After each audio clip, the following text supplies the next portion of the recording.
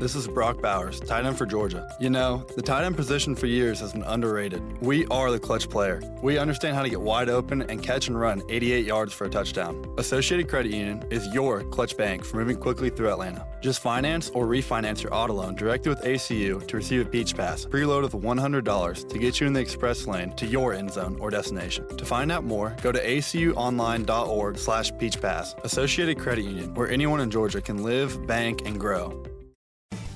Let's face it, office supplies are not sexy. Unless you're James Gillum of Perimeter Office Supplies. In this episode, we talk about how the business community in Atlanta is expanding and how with that expansion comes the need for more and more office supplies. Also, how the industry has changed to adapt to a work-from-home model and a hybrid model. All that and more on today's episode of the Marketing Madmen. They say marketing is a madman's game. So now we turn it over to the Marketing Madman with Nick Constantino and Trip Job. Happy Saturday and welcome to the Marketing Madmen. Nick Constantino here, and we got a great show today. We're going to talk some office products. We're going to talk about another podcast that's going out, looking at the kind of the business community and people that are pushing the envelope here in Atlanta. And we're going to talk a little bit of B2B marketing because I think that's really an important thing. And you know, there's a lot of talk now about the commercial real estate apocalypse that's coming and who's too over invested in real estate. And I think you know this is a great way, right? We'll see where the demand is because in order to have a demand for office supplies, you need to have office space in which to fill it. So let's hear from the ground level what's really going on. So let me introduce our guests and a guest co-host. So we have James Gilman here from Perimeter Office Products. And James is our expert on all things office supplies and furniture and goodies and how you keep your people in the office, correct? That is correct. Yeah. So Good. It's good to be here, Nick. Thanks for the invite. Good to have you. And then guest hosting, we have Harry Fulford on the 680 The Fan and Extra 106.3 sales team. He's here because he's the only guy in our office that was close to as tall as James, and I didn't want to feel belittled by it, so we brought Harry in to co-host. Yeah, Harry, how you doing, bud? I'm doing well, thank you. Harry is also a Navy vet and worked on nuclear submarines and nuclear powering the ships, which is pretty damn cool. We'll probably hear a story or two about that. So, James, let's get it started. Talk a little bit about Perimeter Office Products. Talk about what your role as president is, but talk about how it started and the need it fulfills in the market. Yeah, absolutely. Well, Perimeter Office Products has been around since 2007. Okay. And when I got hooked up with the company, we were a little, teeny tiny company started by Mike Everett. So good friend and mentor of mine. But I started in sales. I all the good ones do. Yeah, exactly. Well, I love people. I love helping out people, and sales is a natural fit for that. And so I started at $0 book of business and built it up to multiple hundreds of accounts and multiple millions of dollars in annual revenue. So that was cool over the years, and then kind of transitioned into a selling sales manager. So, hey, you've been successful at this, now go train other people, which is a totally different ballgame. And we've talked about it many times in the show. Those two things don't always work hand in hand. The best sellers don't always make the best sales managers. Right. And in my experience, because this happened to me, is the hardest part is you're looking at your salespeople like, why don't you see this the same way as me? I don't understand. Makes it so complicated. Go on. People are different. Yep. And personalities and ways of understanding things. So being a manager is extremely challenging, and that's what I enjoyed about it too, though. I mean, I enjoy the challenge. I enjoy trying to do new things. So, I took it on full steam ahead, made a whole lot of mistakes, and learned a lot too. Yeah, so. I think I spent my whole life thinking psychology was wonky. Right. It just wasn't for me. And now all I find myself doing is looking at psychology books. Why won't they understand me? I don't get it. How do I reach these people? Wait till they work for you in the military and you can't even fire them. Yeah, I can imagine. Or in education. So keep on going. So we established ourselves as a sales manager. At this time, you're managing a team of how many? So started out just 2. Okay. And grew to at the high end, I believe it was 8 at one time. Our company had 2 separate teams. So it was me and another sales manager. We kind of focused on different things. I was more small to medium-sized business. Got it. And Joe Stady, our now EVP, he managed a lot more of the government, the K-12, the larger enterprise type of accounts. Totally different sales cycle. For sure. Totally different kind of mentality to go after. Much harder to get into those, but once you're in, you're usually there in forever. Right? Absolutely. Yeah. And vetting long out. And, sales cycle. I mean, my focus and what I really excelled at was the daily system and kind of the grind, how to grid it out. I mean, you're making hundreds of calls, trying to book, dozens of meetings a week, and then following up with that while you're still doing everything else. So you got to be very focused on your daily systems and efficiencies and time blocking and time mapping and all that stuff. And ironically, as much of those work for you, that's a hard thing to put on other people, right? When you're managing, just because those systems work for you, some people want that calendar reminder to do these things. Some people just are trying to multitask 100 things at the same time. So it's hard to funnel those systems down. It really takes that, like you said, mistake making to know when you're going to do this and when you're not going to. Big time. Yeah. So let me throw this whole conversation off because that's what I like to do. At what point from 2007 to now did you realize, holy crap, Atlanta is a boom town? At what point, because I have to imagine in what you do, all the people moving here were just like, oh my goodness, I don't know if I did this on purpose, but I landed in the exact right spot. About what time did you realize that? I'm born and raised here in Atlanta, so I really don't know anything else. My mom went to Cross Keys High School, Decatur, grew up in Stone Mountain. When I started going into different businesses, the coolest thing for me about our industry is you get to meet every business. Like it doesn't matter if you're in manufacturing or, film. It's all over the map. So that's really when I started to realize how big the Atlanta market was. And it was really cool to see a number of different companies working with a lot of my clients too. It's like, oh, so-and-so over at such and such. So seeing behind the scenes how everything's kind of interconnected, super fascinating for me. Yeah, and I think there's something similar we have in radio, and that's what I try to tell my guys all the time is like, guys, you get to be a part of so many different kinds of business that when you're your best is when you become an expert, almost even more than the clients you deal with. Sure. Because what you do is you know enough to be dangerous about so much that it's really hard to put one over on you. And one of the things I've learned, and it has really to do a lot more with digital advertising these days, it's a lot of sleight of hand, man. It is a lot of bluster and just people are trying to create this persona that they're not. And if you can call them out on it, and not in a bad way, but just look, I've seen things differently. Here's why. You become the expert in the room. And when you're the expert in the room, people are much more likely to hold you in high value and look at what you do at a high value. So I have to imagine it's similar. I think that people also want to be heard. When you can walk into a meeting and tell them about their industry, they're a bit taken aback. Even if you're a jack of all trades and a master of none, at least you can have those conversations enough to, like you said, be dangerous. Yeah, and it's about probing for rapport, right? So when you meet with somebody, what they in their head are going to tell you is not the answers you want. You need to build comfortability and build rapport to get the real answers. And unfortunately, the sales cycles are shrinking, but that process is taking longer, right? I tell people all the time, the hardest thing about my marketing job is that it takes 2 years to get the client well enough to know what their real problems are. That sucks. It sucks that the guard is up so high. I have to imagine, right, even with what you're dealing with, like, why are you buying this kind of furniture? Why do you want to have this kind of break room? What kind of snacks do you want to have? I get that Coca-Cola is cheap, but maybe it's not the best thing for your people. You should have this. You're not really knowing those things till you really have a relationship, and people want that relationship immediately, and it just doesn't work that way. Yeah, and even if you have everything somebody wants, if they don't like you, they're going to the next person too. So my meetings, I start the first half of my meeting, and the second half I tell them, let's not even talk about business. Let's get to know each other.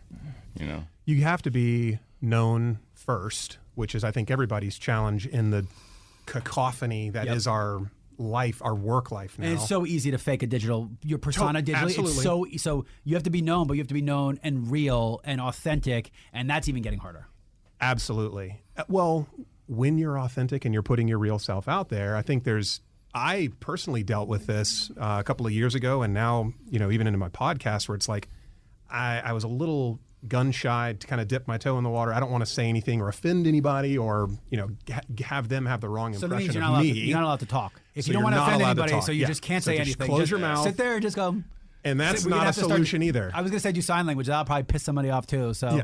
It's not American Sign But Language. it's real though. I mean, it's out there, and I don't feel like I'm alone with a lot of people who are apprehensive about getting in this new digital game.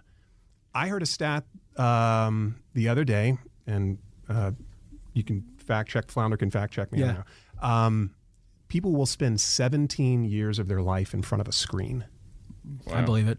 17 years. I believe it. What was that just 5 years ago or just 10 years ago, right? So the game is changing, and I think that the people who are paying attention and really being honest with themselves realize I've got to make a move if we want to be known. Yes. And then the other two aspects of being in sales is liked and then trusted. And I want to come back and have this marketing conversation because I think it's a really important one, because one of the things I found, the old principles exist. They still are there. But they've been tweaked substantially. Absolutely. So what your brand is and how you build trust and rapport, the nature has changed, because what the internet makes you do is fake a lot of those things, right? And only because until you get to critical mass, and then those mechanisms kick in, right? So, YouTube, all these things, they want you to pay as much money into the system to build it. But once it's built, you're on autopilot. Once you reach that scale, and then also the global nature of the internet and how big and interconnected this world is really starts to become aware to people, right? It's not about Atlanta, right? If someone's looking you up and you want to go to Greenville, South Carolina, but they want to buy $100,000 worth of office products, I'm coming to Greenville, South Carolina. That's not how people thought. They just thought it was their closed market where they could pick up a phone book, blah, blah, blah, blah, blah. So,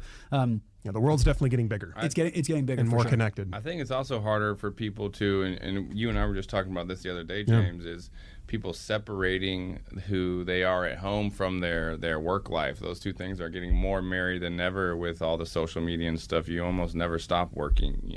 Yeah. Especially LinkedIn. I mean, I'll catch myself on LinkedIn at 9 p.m. on my couch at home. And I've had this conversation. The hardest thing in the world, especially when you're young, I think you grow into this a little bit, is it's fine to have personal relationships, but don't think that the business relationship is going to rely on the personal relationship. You have to be able to be like, hey, man, let's go have a beer. Let's go do this. Let's go party. But, hey, man, that's a really stupid marketing choice that you're making, and I wouldn't do that if I were you. And if you can't walk that line, you will never be successful in the long run of sales. You might be a great salesman, but you're not dealing multi-million-dollar deals and 20-year clients unless you can draw those lines. Because, as cool as it is to go black out with somebody on a Tuesday night that's a client, like you don't talk about that after. That's like kind of that thing. You got to you did it. You wink at each other, but you also can't hold what he's told you about your business against them in a future thing. That's not a friend or a business person. So you're right, that line is blurring. But I think salespeople have to blur with it a little bit more. Was that blur comment? Was that pun intended? You know how I do. So we're getting towards the end of this first break here. So to summarize, we've gone through you getting yourself up to the sales manager point, just how different sales management is kind of from sales, and setting up a lot of the nature of the next conversation. When we get back, we're going to talk about the tenure now as president and how you got yourself there and how you treat that differently, and as well as dip a little bit into the marketing and how it's changed with the advent of e-commerce and a lot of these digital things. So you've been listening to the Marketing Madmen, and we will be right back. Hey, Malachi. Yeah, Brock, what's up? What's your favorite thing about being an Associated Credit Union member? You know what, Brock? That's a great question. I love ACU's Peach Pass Auto Loan. ACU circled me with a low-rate auto loan and a $100 Peach Pass credit. That's cool. How do I learn more? You can find out more and become a member today by visiting acuonline.org/peachpass. Associated Credit Union, where anyone in Georgia can live, bank, and grow. The fan is ready for Brave season. Are you? 3-1 smoked high in the air, deep center field, and heading for the horizon. A home run by Olsen. We're streaming every game of the Braves 2024 season free on the 680 The Fan app. So make sure you download it now and don't miss a pitch of the Braves this season.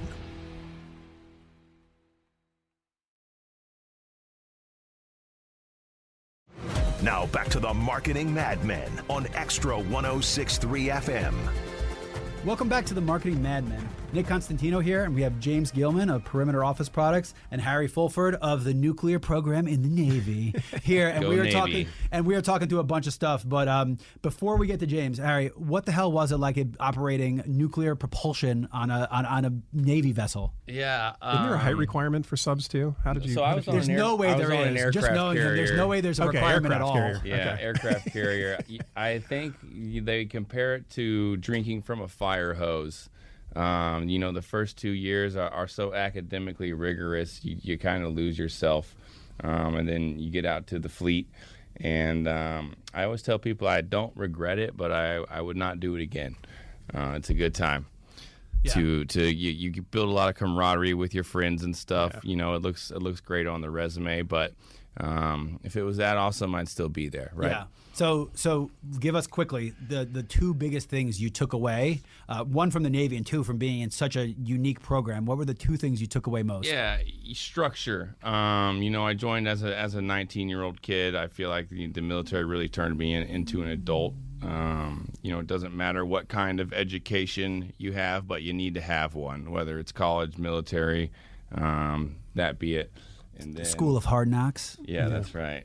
Teaches you grit. Right? I mean, look, you got to do a bunch of stuff that you don't want to do, yeah, right? you grow up. That's kind of the main thing I took away out of it.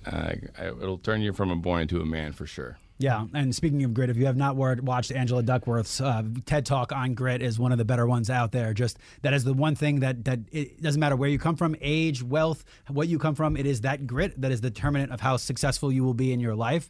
Hard to measure, but man, oh man, is it one. So I'll have to check that out. James, let's fast forward now. You've been your sales manager, so you are the president of the company now. So talk about what that change has been like, and talk about how your day to day has changed. Yeah, so 2018, we were Perimeter Office Products was actually acquired by Office Depot. Okay. So we're a wholly owned subsidiary. We operate independently, but we get the benefit of being backed by the big boys, right? So we're kind of in that sweet spot in the middle. So Mike Everett, at that time, he stayed on board for a couple of years and then just decided to retire. As usually happens with a big buyout, you get a couple years to make sure the culture transition is there, but you're out. Absolutely. A new friend of mine, Louis Gump, he actually just wrote a book, just released a couple days ago, talking about entrepreneur and an innovator, right? So kind of two different mindsets. Yeah. I've heard this. Entrepreneur. Entrepreneur. Thank you. So entrepreneur, I kind of classify myself as an entrepreneur. Yeah. Mike, definitely, he's different mindset, and startup. He knows what he wants to do, and so just took the opportunity to retire. So I stepped into his role and had ideas and kind of fantasies about what it may or may not be. And everything I thought it was completely different than what it actually is. So I've thoroughly enjoyed being at the helm of a company that I was a part of, helping to grow from 2 million to 30 plus million. And it's been extremely rewarding and extremely challenging at the same time. Yeah. Yeah. And I think those challenges, a lot of those are external. A lot of those are external, but I think market pressures and trying to figure out what to. Money's not free. The world has changed. What's a budget? The world has changed. When I was in sales, there was no such thing as a budget. It's like, why can't we? The world has changed pretty quickly. But so, I have to imagine, and something I dealt with, and I know most leaders or owners or CEOs, is how to delegate and how to have a team do these things and not to get too in the weeds, because getting too in the weeds on one thing makes you lose sight of the bigger picture. Big time. So give us an idea of that bigger picture. So you come into the office, you have all these numbers coming at you, of how all these different departments working together. Yeah. You're trying to read a puzzle and then probably report up to Office Depot. Hey, here are the results. Here's my interpretation of them. What do you think is next? Tell us a little bit about that day to day. Yeah, I just being transparent here. I do like getting into the weeds. So this transition, I mean, it was pretty difficult for me. So, but you're absolutely right. Building in time and your time map to be able to just sit and think and strategize, and I mean, doing what we're doing. Holy today. Crap! What is that like, Harry? Have you ever seen me sit for 5 seconds and think? No, I don't think. I don't have a door in my office. People just wander in. Our thinking could be, hey, let me collaborate with somebody outside the industry, right? Yeah. So I mean, just being exposed to other things other than just yourself and your company, right? Being heads up and looking out across the landscape. Yeah, I like the word thought leadership. And I think that is the number one thing that it's kind of a buzzword. You need to be a thought leader for your industry, for your people, and even outside of your industry. Because the biggest gratification for me is when people in completely different industries come to me and say, hey, what would you do? Yeah. Because that's when you're really a thought leader, which they really value your leadership. That is a hard switch to turn on. One, you need a plan. Sometimes you got to get lucky and fall kind of ass backwards into it. Yeah, there's a lot of luck based on your podcast and what you're doing, talk a little bit about that thought leadership and what you're doing, because I think that will set up the conversation of how the company has evolved over the past couple of years. Yeah, I mean, what my LinkedIn strategy and podcast has been is to be able to build that known awareness, right? There's so much noise, again, in the business world, and how does your company get out in front of your key market or your key purchaser? So it's become a lot more difficult. You can't just have a sales guy walk into an office.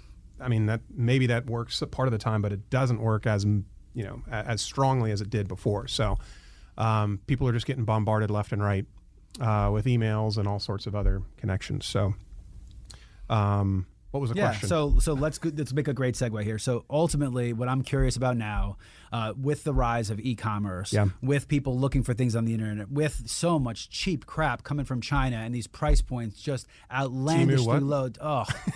And I look, I think, the people, when I started working here, they're like, because I'm like, dude, I don't listen to sports radio. I watch the games. Why the hell would I listen to people talk about something I already watched? Like, you'll age into it.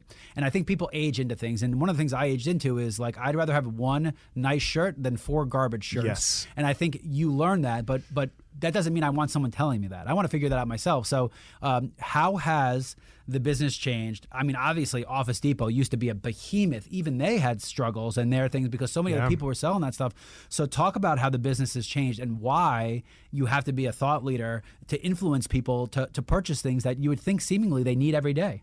Yeah, because how people find the items they want to buy has completely changed.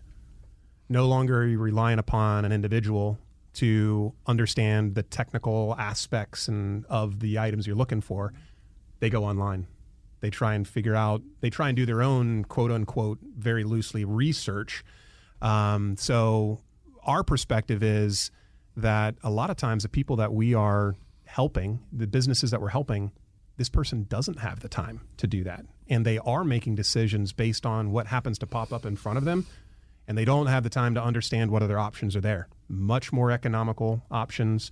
And when we look at the value, right, which is it's the combination between your dollars spent and then your time spent. Sure. That's a totally different equation than just comparing one widget to another widget. Yes, we talk about it all the time. It's price versus value. If you're looking at something on price, you're a commodity. It's a race to the bottom. Yep. If your value proposition Blue is ocean, red ocean. You're dealing with clients and people who value the service you're putting and what's completely surrounding it, which means one, you could charge more, but two, you're charging more so you can continue to provide those services. So it is a cycle of business, and I think one that people have stopped understanding because of the instant gratification and some of that psychology we're talking about, how your mind, you getting a deal is the same as you waiting to hit a jackpot when you gamble. You want that deal. You buy crap you don't even want because you just want that deal. Right. I don't want to lose money. Right? I mean, that's why I'm spending exists. That's why I'm spending $10 more than what I would have if I wouldn't be looking at this. I have this conversation all the time. Look at this sale, but it costs this much. We're saving this much. Quote unquote I saving. don't think it works. That's like a very American thing. Sure. If you look at the psychology across the way, it works very differently. That is a very American thing because all they do is inflate the price and then they discount it to make you think you're getting a sale. You go back to Macy's the next day and the signs all have. Never buy anything full price at Macy's. If you take one thing out of this podcast, never buy anything full price at Macy's. So there's a cool book. I don't know if you've heard Dollars and Cents, and it talks about, we were just talking about psychology and how we thought it was kind of frou-frou, but there's real psychology behind pricing and pricing strategies and what these companies are doing to understand their target market. Yeah, and I think dynamic pricing is a big thing that we're going into now. And I think Wendy's tried to do it and got just lambasted and they gave up right away. They're so dumb because here's all I would say is this is what you say. You don't say you're doing dynamic pricing. Say when the lines are shorter, we will charge you less. Right? Because then you will drive so much traffic, and they've already done it. Words mean things. Don't say dynamic pricing makes me think that when I'm in line, you're going to charge me more, which means not only did I wait longer, you're charging me more, which throws off the value proposition. Yeah. So there was just a stupid wording of it, but dynamic pricing is huge. Yeah, well, there's actually an interesting website called Camel. I don't know if you've heard of it before, but it actually it will map the dynamic pricing on online retailer companies. Yeah, it's cool. I've seen it with something. I know Google Flights does it. Does a great job of mapping when they are and up and down. And isn't it amazing when you really look at things, the psychology of what goes up and down, right around when you need it. I mean, it's a lot of times because we're spontaneous. We just want to buy things. When's the last time you actually paid for an app on your phone? If it wasn't a business thing, almost never. Right. And even if it is a business thing, a lot of times we're a little hesitant, right? Because apps should be free. Yeah. But when you actually look at the value, you do. You pay for the subscription. All the time. And sometimes you pay for 2 or 3 subscriptions and you don't even know that you're paying for it. Yeah. So Yeah. So how are you implementing those techniques and those tactics? How are you marketing to people? Because again, even that has changed, right? Because it used to be your marketing to get people to call and meet with you and have that consultation. Sure. Now, half the times your marketing gets them to your site just to see what you have to start the conversation. So what does your e-commerce strategy look like, and how has your marketing adapted with it? Yeah. So, and I won't cut you off this time. Macro, no, you're good, man. You're good. Macro level, I think historically we really tailored and resonated with those smaller to medium-sized companies. Okay. The lifeblood of America. Absolutely. A lot of those companies aren't forced to create the procurement systems needed to run super efficiently, right? Yep.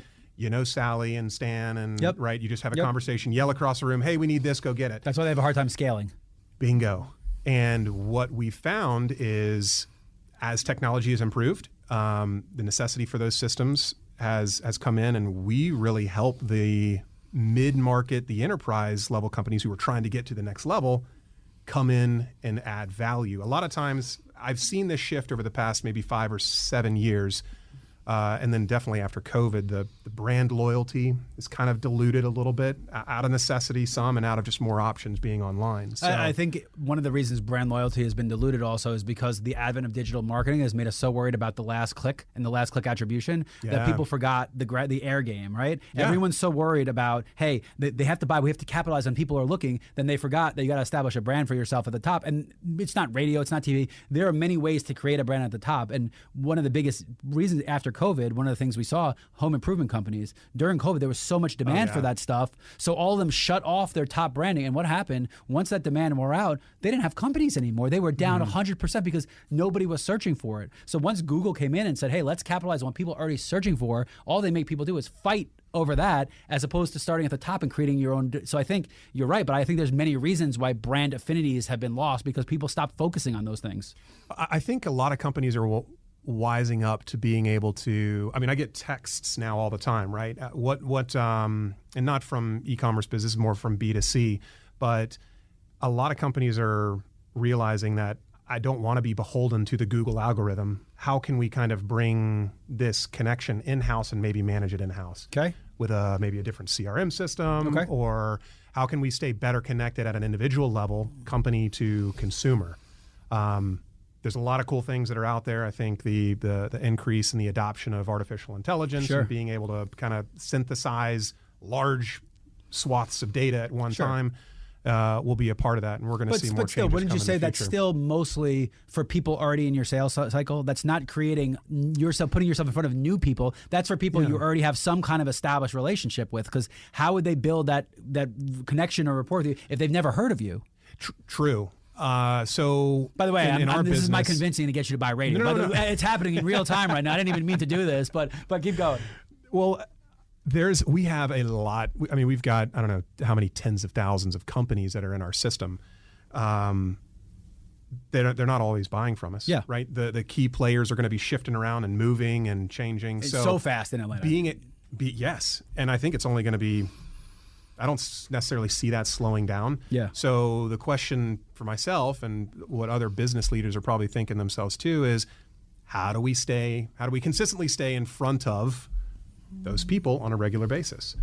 In our business, we don't have mega contracts and people signing 10-year leases, and it's not a massive decision. It's use this if it makes sense, and if it doesn't, then go somewhere else. So for us, it's really important that we continually add value on a daily basis, with our customer service, with our deliveries, with our drivers, with our salespeople staying on top of what's happening in that individual business. So that's how we that's what our focus is, to try and add value to clients. Yeah. Differentiate ourselves. And I tell people, one of the things about AI, look, all of these things are outputs.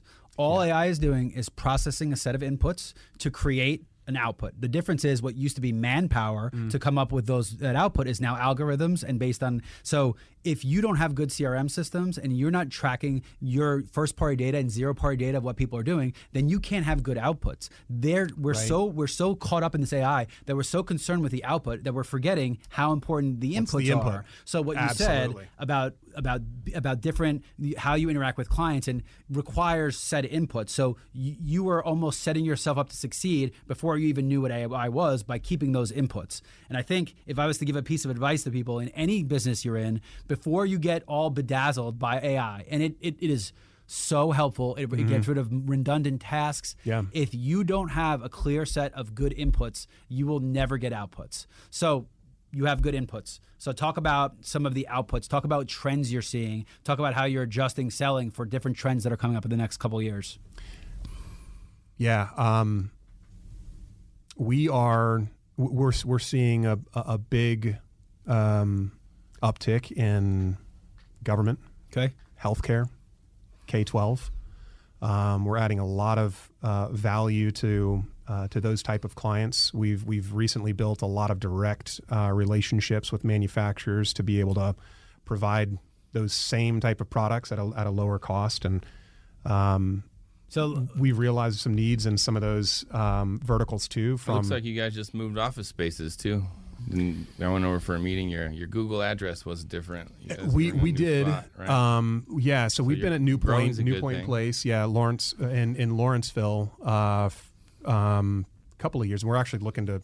We need to expand. We're already almost at capacity right that now. quick again. So, and I was told that's tough real estate right now. I was told the commercial real estate that everyone estate's thinks ridiculous. about is like for the office buildings. But if you Yeah. need warehousing with space, because parking's hard in those Forget it. spaces, and because what they did was they built these warehouses thinking it would just be a warehouse and it's only for the truckers. But now people want mixed use facilities where you have logistics in house and you don't have the parking around them. So there's not a lot of spaces that exist for what you're looking for. I was just having a conversation with a couple of buddies of mine who are in real estate, and the majority of leases are going to be coming up in the next 2 years. So people haven't started thinking about how to budget for that. Yeah. So nugget or piece of advice I could give to those other business owners is start planning now, adjusting your budgets. But we're looking at double the rates of for warehouse space. And we're seeing too people needing that mixed use, exactly what you were saying, Nick, and converting warehouse space, building inside warehouse space for in the mixed use office space. facility. Wow. Yeah, absolutely. Yeah, and but that's coding too. So you have to be allowed to do that. You have to change your coding. You have to have a certain amount of bathrooms, and it's messy. And I think there's a couple of things as a country we've done wrong, and this is one of those examples. Well, that all ties back to the first sentence out of your mouth of the podcast was how it's affecting the real estate market. There's office supplies. I completely forgot that I even said that. Good for you, Harry. That's what I knew I brought you in here for a reason. All right, let's go back because as usual we've got completely off topic. So you're talking about K through 12. You're talking about government. It sounds like you're talking about a lot of utilitarianism, a lot of utility. It's not about the flash and the substance. Are we seeing? You had that big boom. Apple's making their headquarters. All these people are trying to one up each other. Again, money's free. It's easy to do that. But maybe because people are being more strategic with their office space, do you see a move back towards more utility than that flash? I think that a lot of businesses are realizing they have a difficult time forcing efficiency with a fragmented workspace. I do think that there's some major benefits to it. There's some great things for a lot of workers. I mean, they have ability to go pick up their kids and flexible at-home work schedule. At what expense, though, is that hindering the ability for a team, a unit, to work more closely together? I mean, you guys are in the sports. I mean, sports industry. We see it all the time with teams. I played basketball growing up. I mean, if everybody just practices their drills at home, how efficient and effective can you be as a unit on the court? Yeah, so there's so much that happens in the offices. I think even bigger, especially with sales, which we've talked about, you hold each other accountable. Right? It's really hard to hold someone accountable via Zoom or Teams. Right? It's really hard to hold someone accountable that's not wearing pants because they're just the top of them is in a Zoom call. It's really hard to hold that person accountable. Yeah. So part of being around each other is the shared burden of success, of failure, and the shared victory of success. And you can't do that on a remote. And how much time is being wasted by trying to manage or track and how much time is being lost with all of the new technology we have with you're getting binged with a Slack and binged with a Teams and binged with email, and what are the rules of how quickly you're supposed to respond to these messages? And, I mean, all of this stuff has changed so quickly, but we haven't really all had the sake the of guidelines capitalism. around it. It's all the sake of capitalism. Like, for example, Microsoft bought LinkedIn, so you'll see it soon. You're going to start seeing these things pop up across. It's like, dude, I don't want any of this stuff. I want to answer my email because that is how we communicate. I don't care about Teams. I don't care about who's liking what. And Harry likes my stuff all the time. It takes me 3 days later to go in and be like, oh, that's why he didn't respond to me. Thanks. He's thumbs upping it. Like, that's how business is. But anyway, so we got 2 more minutes in this segment. So close us out again. Let's talk about, give some idea of scale. How many deliveries are doing? What are you using for logistics? Just give the lowdown of how the business is operating now. I mean, we started with one driver. We've got over 20 drivers. We have 21 different routes. We're doing, I don't know how many hundreds and hundreds of deliveries a day. We have about a 50-mile radius right now that we're delivering with all of our drivers around city center. So we go all the way down to Peachtree City, all the way across to Conyers and up to Brazelton and over to Ackworth. So that is a key component to our success. I think a lot of times businesses really appreciate, and in the fragmented society that we've got, knowing who's going to be coming in and delivering. Yeah. It's the same guy every time. So you may be in a meeting or not in the office, but he knows where the stuff needs to go. And you invested in that big time. Previously, because that Big logistics, time. Yeah. they call it that last mile It is delivery. the last mile. Yeah. Is really broken. So you invested a lot in that. Yep. So you have, I have to imagine a logistics department that Oh, is, yeah. you have RFID tags on everything. Oh, yeah. I mean, you are operating a pretty slick machine, which one, increases the value proposition for the company. Two, probably plugs in well with Office Depot because they have their own systems. Is that a competitive advantage for you? Are there competitors in the market or is everybody just doing it? I don't think everybody's doing it. I think a lot of people, including the big guys, have looked at this is really costly, and so we want to outsource this. I don't think that's the right decision for Perimeter. So again, how we continue to differentiate ourselves against everybody. I think that service portion is what continues to be our differentiator. Yeah, it's a buzzword, right? I mean, logistics was not something that was talked about, and a lot of it has to do with the Amazon warehouses and just how much, and all the tags and boxes and what's going in and what's going out. Yeah. But it's those fundamentals of business don't change, right? If you invest, if you keep kicking the can of investment down the road, ultimately it's going to cost you more to not have invested. Now, I understand not all business can do it, but again, when we go back to those fundamentals, those things will never change. It's going to suck up front. You're going to have to bite that bullet up front. But if you understand how to amortize and put that cost, you'll always save money in the long run. And I think that you guys have done a great job of that. So when we get back from the break, we're going to talk a little bit about your podcast and what you're seeing in the market, because I have to imagine you have a pretty unique perspective from the seat you're sitting in, what's going on in the business community in Atlanta, and we're going to have a little fun with this. We're going to kind of do some offbeat stuff that I don't think people are used to hearing about. We could probably have some fun conversations just because of what we do in marketing also. So when we get back, we'll go to that. You've been listening to the Marketing Mad Men with James Gillen of Perimeter Office Products and Harry Fulford over here. We'll be right back. This is Brock Bowers, tight end for Georgia. A good tight end has great instinct for the game of football and great vision to seamlessly execute the chosen play. Much like Associated Credit Union, a different kind of bank, owned by you and working for you. ACU circles you with sensible and relatable products and services to make you financially fit for whatever you need to block or catch to achieve your goal. Basically, ACU is a complete game changer. To find out how you can score with ACU, go to acuonline.org/Brock. Associated Credit Union, where anyone in Georgia can live, bank, and grow. The Fan is ready for Brave season. Are you? 3-1 smoked high in the air, deep center field, and heading for the horizon. A home run by Olsen.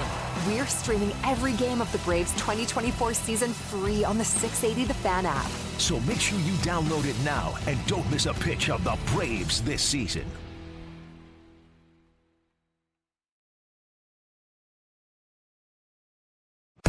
Now back to the Marketing Mad Men on Extra 106.3 FM. Welcome back to the Marketing Mad Men. Nick Constantino here, and we're finishing our conversation with James Gilman and Harry Fulford. And look, I think similarly to what we do with marketing, you kind of sit in a unique seat to get a perspective on businesses and commerce because you're not necessarily in the thick of it with each business, but you're seeing kind of what their needs are, what their objections are. I think it segues really well into why you do your podcast, why you do Pushing the Envelope. Talk a little bit about how that started and kind of observations of doing it for a couple dozen episodes of just kind of what you've seen and what people are talking about and kind of what's out there. So definitely not to the level of you guys. I'm not the Nick Constantino level yet, but we started the first of the year. All 14 of our listeners. It's been an idea and kind of a fun joke around the office, right? Pushing the envelope. Because we're in office supply sales, just for those who didn't get it. But I like that saying because it talks about going a little bit outside the norm, right? What are you doing that's going to be a little bit different from the other guys? And that's always the mentality our company has really taken. We don't want to stop at what's expected. We want to go just one step further.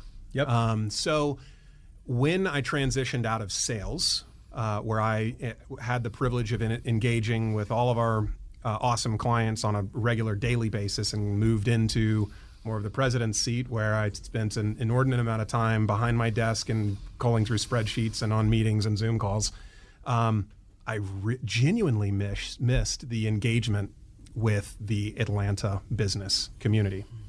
So the idea, I mean, it was kind of it had been brewing for a long, long time. And I finally said, you know what, this just makes sense. Let's just give it a whirl, see what happens. Our perspective, or my perspective, being in office supply sales, we're in every single type of business you can even imagine in the Atlanta market. So from a hairstylist, we sell gloves and whatever else they might need, to manufacturing, to everything. So it's really cool. I had a unique perspective of seeing how awesome the Atlanta business community was and all the amazing things that they're doing to make our city flourish. Yeah. But those people are so busy grinding every single day that a lot of times the only stuff that we hear about is kind of the crap. Yeah. Right? So it kind of served multiple facets for me selfishly. It kind of got me back out there and engaged in the marketplace, but it gave a place for listeners to kind of hear cool things that are happening that they may not have heard otherwise. Sure. So that's really kind of why I started it, and we'll see where it goes. How do people find the podcast? We're on LinkedIn, okay. Primarily. We syndicate it through Buzzsprout, through multiple different channels. We're getting a YouTube set up here, but you can find the podcast on any of the podcast platforms. So Apple, Spotify, Amazon, all of those. But the best place is to connect with Perimeter on LinkedIn. Okay. Yeah, I think it serves a good purpose, and I think LinkedIn has been great for us also because it is marketing and that is a business function. Yeah. So let's talk about some of the guests, and it doesn't have to be specific people, but what have you seen? What have you learned out there? And then we can kind of trade some war stories because man, it's been a ride to hear what people have to say, what's really going on out there. It is completely across the gamut, which is what I wanted, right? I mean, if you only hear from that one silo, you're not. I mean, we talk about us being in sales and in marketing, you kind of a jack of all trades. That's what's so fun about this. So from, I think about Michael Lloyd at Dope Coffee, local coffee roaster, awesome guy, awesome business. We had somebody that was in, car charging, EVs recently, all the way to somebody whose background is in AI, Joe Aquist, awesome guy. And so, it runs the gamut. This week coming up, Melanie Lopez, about women in STEM and what that looks like. And it runs the gamut. Yeah. And I like it like that. Yeah, it's fun. It's I agree. So because I want to learn too, selfishly. Well, even if it's not selfishly, you learn no matter what. You'd have to be a tree and just a stone to not pick up by. And I think I learned from teaching, and that's by repeating it, and just the psychology of having to prep. You know what I think my favorite part is? Writing the titles. Sure. By far, my favorite part is because you need a certain amount of whimsy, but at the same time, you need to know what the F you're talking about. Otherwise, it's not going to land. And then the best part is when you get the kick in the ass that Google's like, no, stupid, that's not going to work. And then Google comes in and shows you what a real algorithm looks like that SEO picks up. So you have to learn, and that is humbling to be because we want to be so clever and funny, but Google doesn't know funny. The one thing about AI they always joke about is it doesn't have humor, right? It cannot understand you. That's when we know it's over. When the AI starts being, it has pattern recognition, and it can look back to previous things that are funny and understand from context that it's funny, but it can't write humorous topics. So that's been humbling for me.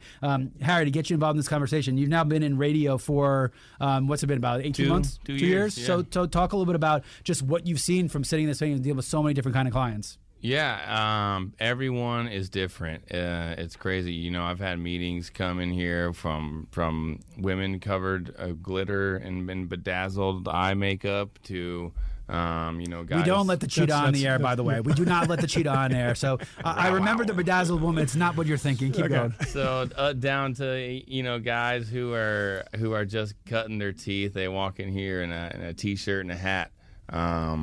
Don't let someone's appearance fool you, though. Sure. You gotta get inside the book and get some of that material. Don't make your assumptions based on the cover there. But a lot of people know a lot. I've learned a lot about a lot of different industries working here, things that you would never expect. So you walk into each meeting with an open mind. The worst dressed guys are the ones that have the most money to spend.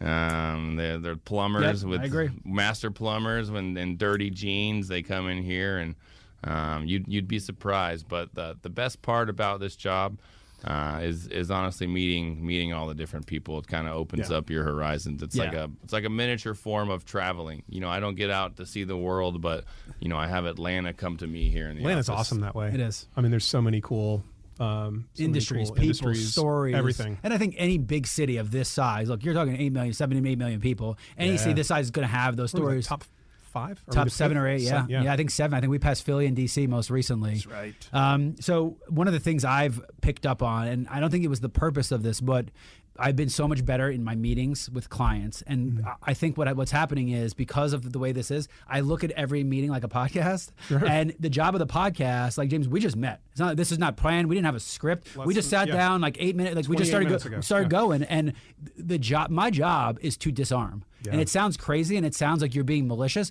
but my job is to disarm, because if you're disarmed and you're open and honest, these are free-flowing conversations, right? You start like this and then your shoulders come down and you're having a real conversation. Yeah. So when I go to sales meetings, it's about building that rapport quickly. It's about disarming, but really it's about listening, but still forcing your opinion to come out, because you're hosting a show. So you need to be on topic and on time. So you're listening to get the answers out that you need to carry the conversation forward. And it's made me a much better listener, a much better negotiator. Yeah. And it's made me one of the things I've worked from learning here. I'm a younger guy. This is my second sales job, but my first job, I'm getting people on the phone and telling them what I can do for them. This one. You get someone in here, you listen to them, and they tell you what they need, and then you come up with something from there. It always works better that way, brother. Yeah, it takes a long time to figure it out. Yeah, it's become a more consultative process, but people want to be heard before they hear what you have to say. That they do. So, James, you got about 30 seconds left. Close us out, brother. Yeah, man. Well, I was going to just relate with that. I mean, all of our sales team, we train on that, like how to have a conversation with a client. So 3 parts. There's a needs analysis before you even begin to start offering. You got to understand what the client needs. So, no, it's been a pleasure being on the show, man. Thanks for having me, and happy to have you, brother. It's been great. What's the website so they can find you out if they need some office supplies? PerimeterOffice.com. You got it. Make sure you ask for James. Yeah. He's a sales guy. He's a sales manager. He's an operations guy, logistics guy. He'd love to talk to you, and maybe he'll have you on his podcast. Thanks for listening. Just don't challenge him to a basketball game. He's about 6'8". Or Harry. Thanks for listening. You've listened to the Marketing Madmen on Extra 106.3, and we'll catch you next week. This is Brock Bowers, tight end for Georgia. A good tight end has great instinct for the game of football and great vision to seamlessly execute the chosen play. Much like Associated Credit Union, a different kind of bank, owned by you and working for you. ACU circles you with sensible and relatable products and services to make you financially fit for whatever you need to block or catch to achieve your goal. Basically, ACU is a complete game changer. To find out how you can score with ACU, go to acuonline.org/Brock. Associated Credit Union, where anyone in Georgia can live, bank, and grow. The Fan is ready for Brave season. Are you? 3-1 smoked high in the air, deep center field, and heading for the horizon. A home run by Olsen. We're streaming every game of the Braves 2024 season free on the 680 The Fan app. So make sure you download it now and don't miss a pitch of the Braves this season. Hey homeowners, Southern Exteriors is your go-to for top-notch exterior services. From roofing, siding, windows, and gutters, you name it, and you get immediate service. Plus, their in-house warranty division means peace of mind for years to come. From leaky roofs to faded siding, trust Southern Exteriors for a quick, lasting transformation. Call 877-9-SOUTHERN or visit them online at southernexteriors.co. Southern Exteriors, quality and precision you can rely on for over 20 years.